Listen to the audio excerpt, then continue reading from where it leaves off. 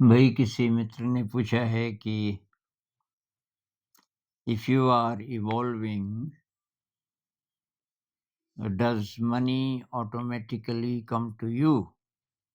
कि अगर आप आध्यात्म के रास्ते पर हो, जैसे मैं ये उदाहरण देता हूँ ना, कैटरपिलर और बटरफ्लाई का।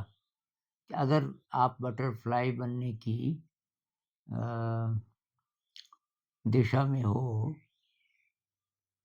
तो तब इनका सवाल है कि फिर क्या पैसा अपने आप आ जाएगा आपके पास? मतलब हमें ये चिंता रहती है ना कि आध्यात्म के रास्ते पर जाएँगे तो फिर ये पैसे का क्या होगा? पैसा कैसे आएगा, या ज़िम्मेदारियाँ हैं या वग़ैरह-वग़ैरह। तो मेरा सुझाव ये है भई कि ये कुछ मानकर मत चलिए। आप तो पहले ये फ़ैसला कीजिए कि आप ज़िंदगी में अ, क्या करना चाहते हैं, कैसे जीना चाहते हैं। ये जो हम बात कर रहे हैं कैटरपिलर से बटरफ्लाई बनना, या आध्यात्म के रास्ते पर चलना, या इवॉल्व होना, आपको इसमें अ, कोई सत्य नज़र आ भी रहा है कि नहीं पहले? आपको लग रहा है कि ऐसा करना चाहिए, ट्राई करना चाहिए? ये अध्यात्म का रास्ता क्या है, इसको समझना चाहिए और इस पर चलना चाहिए। ये क्या आपको गहराई से लग रहा है? लग रहा है तो तब शुरुआत हो गई, तब आप कोशिश करोगे। तब कैटरपिलर कौन रहना चाहता है? जब पता चल जाए कि मैं बटरफ्लाई बन सकता हूँ। तब क्या होगा, ज़िंदगी कैसे चलेगी, पैसा कहाँ से आएगा? ये सवाल तब आपके खत्म हो जाएँगे। तब तो ये है कि जो होगा, होगा। मुझे इस रास्ते पर चलना है, और तब देखेंगे कि क्या होता है। तो एक कहानी है कहीं, इस वेदों में होगी क्या पता, कि 2 देवियाँ हैं। एक है लक्ष्मी, धन की देवी, और एक है सरस्वती, विद्या की देवी। विद्या से यहाँ मतलब कि ये अध्यात्म जिसको हम बोल रहे हैं, वही सरस्वती का ओरिजिनल मीनिंग वही था।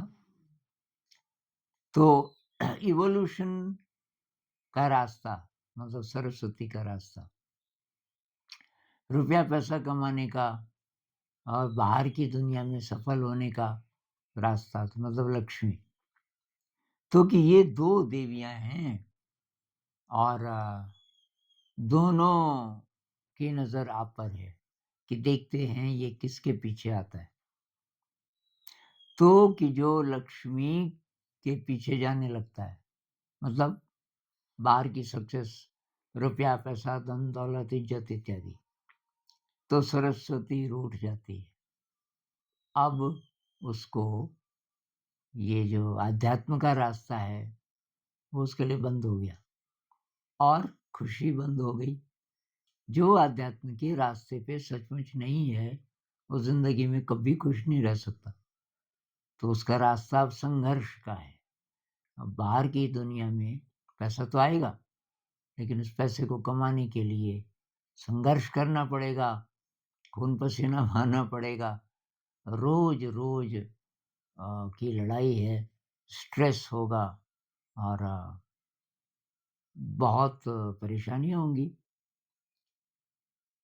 क्या जिसका आध्यात्म का रास्ता है, उसको पैसे की ज़रूरत नहीं होती? तो कहते हैं कि जो सरस्वती के पीछे जाता है, तो लक्ष्मी को ईर्ष्या होती है, और लक्ष्मी उसके पीछे-पीछे जाने लगती है, और उसको बार-बार प्रलोभन देती है कि हाँ भाई साहब, पैसा नहीं चाहिए आपको? ये देखो सोना, ये कुछ सोना मैं बिखेर रही हूँ रास्ते पे। अगर आपको चाहिए होगा, एक आध सोने का सिक्का उठा लोगे। किसी धन्यवाद, लेकिन आपके पीछे तो मैं नहीं आऊँगा। मैं तो सरस्वती के ही पीछे हूँ। कहने का मतलब आपको किसी चीज़ की कमी नहीं होगी, ऐसा कहते हैं। लेकिन इसका प्रैक्टिकल आपको करना पड़ेगा।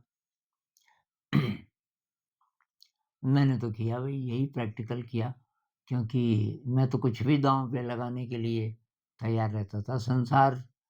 संसार की तो कोई चीज़ फालतू में चाहिए ही नहीं। लेकिन जब मुझे पैसे की ज़रूरत थी, पैसा आ जाता था। उसके लिए काम कर लो, मैं भी करता था। मैंने टीचर्स ट्रेनिंग की और ये कंसल्टेंसी की। ये मतलब अपने आप मिल गया ये काम। बहुत कम एफ़र्ट से जब जो चाहिए आपको मिल जाएगा। और आपके अंदर स्किल बहुत प्रकार के होंगे। क्यों? सरस्वती का मतलब ही है विद्या। ये आध्यात्म के रास्ते पर तो हैं, लेकिन आप तरह-तरह की विद्याएँ भी सीखोगे साथ-साथ। वो एक तरीके से ये नेचुरल है।